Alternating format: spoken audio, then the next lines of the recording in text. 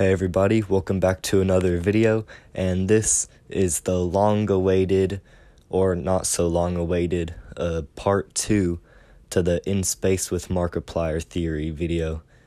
Now, you don't really need to see part 1 for this one to make sense, but I still do recommend it, because part 1's going to be a lot more, like, answering theories. This one's just kind of bringing up theories and giving a kind of, like, not guess, an educated guess, if you would call it that, to these questions that are unanswered, because this part is going to be focusing more on like stuff that we might not have as clear of an answer to than how we did in part 1. But anyways, let's start off talking about the grandma. So I kind of talked a little bit about this in part 1, but since then I have found and I have seen new clips and stuff of her being in space with Markiplier. So pretty much in part 1, I talked about how she is in one of the kind of main endings, and I theorized that she is the future version of this girl right here. I still don't know her name, so I'm just putting a picture of her up on the screen. But now that I've seen more clips of her, I have a feeling that this isn't the case.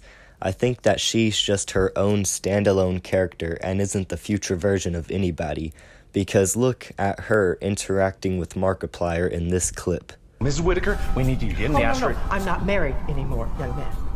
Care for a cookie? Notice how Markiplier talks to her so casually as if they've already known each other. So I'm willing to bet that she's just another passenger on the ship that y'all are flying across space. But then that leads to a different question. Why is she in one of the endings of the game?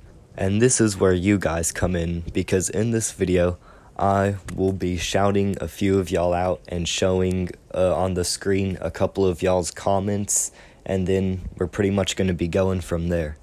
And the first comment that answers the question I just brought up of why is the grandma in the ending is this one right here.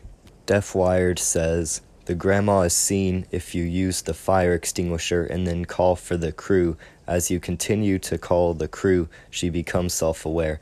I think this connects to her ending where she realizes everything that happens, which is why she tries to fix it.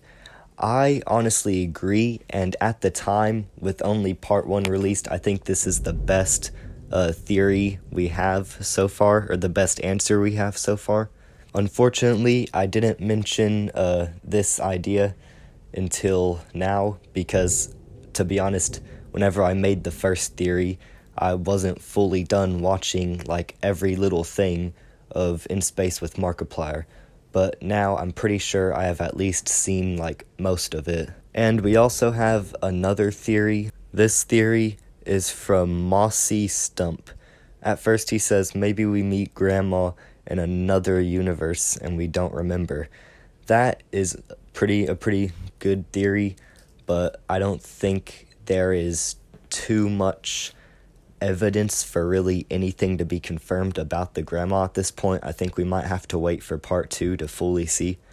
But he also says that her first appearance is actually her watching you in the hallway from the right side, which is hard to see. Which also leads him to say that maybe she is watching over us and knows what's going on. This could honestly tie in to Deafwired's theory. I think both of them are probably the best theories that we can get so far at this point, just based off of how much we know about this grandma so far. So yeah, that's enough about the grandma. Now let's talk about some other things in Space with Markiplier. So now let's talk about the Invincible itself. So the Invincible is actually the name, not of the ship that we're on at the moment, but a ship, like a past ship, that got something happened to it, but we don't know what. That's the question, what happened to the first Invincible, because the ship that we're on is called the Invincible 2. And to be completely honest, I have no answer for that question. I cannot come up with anything. I have no clue on what could have happened to the first Invincible. I mean, I can hypothesize, I can guess, but I don't have an actual theory with actual proof backing it up for this. I think this is just another one of those things where we're going to have to wait until part 2 to find out a little bit more, to come up with a full-on theory for it. But unfortunately, until then, I honestly do not have a clue on what could have happened for the first Invincible. But if you do, in fact, if you have any theories for In Space with Markiplier in general, please let me know in the comments, and who knows, I might use them in a future video, like how I'm doing with a couple comments in this video. Speaking of comments, there's a other comment that I just found very interesting, and I want to show y'all. So, Twin Chats, sorry if I mispronounced the name, he says that during Wake the Crew, by putting out the fire, the scenes were glitching, and I paused throughout the scenes, and I saw new things and new characters, and something else caught my eye. There was a pizzeria, probably a hint towards FNAF or something, but it was definitely a pizzeria due to its look. Now, I never saw this glitch myself, but I do believe that just hear me out, what if this is hinting towards there being a pizzeria in part 2 of In Space with Markiplier. Now, I mean, this isn't like too far off the rails, because there was lots of video game references and stuff in this first part of In Space with Markiplier, like the Henry Stickmin reference and all that. So I'm just saying, there could be a kind of FNAF-inspired pizza place in part 2 of In Space with Markiplier. I guess we're going to have to wait to find out. And with all that said, there's still one last thing I want to talk about in this video before the video ends, and that is a certain, clip in Space with Markiplier. This one right here. Captain.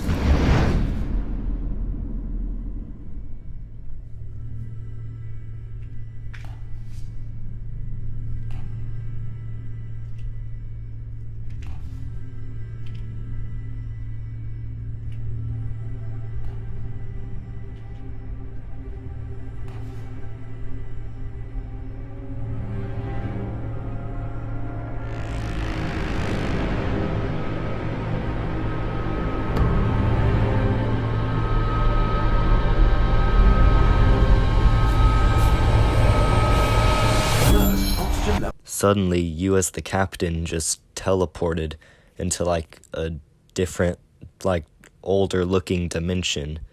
And if you analyze all the papers and stuff that were everywhere on the walls, I think you can kind of tell at least who has been in this kind of dark place. Starting off with the first note on the wall saying, "Don't open the door."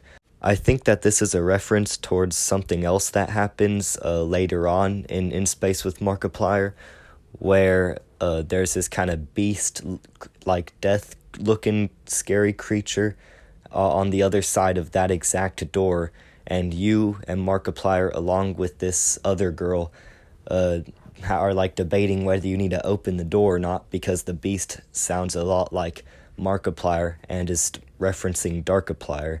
So then it gives you a choice whether you want to open the door or not.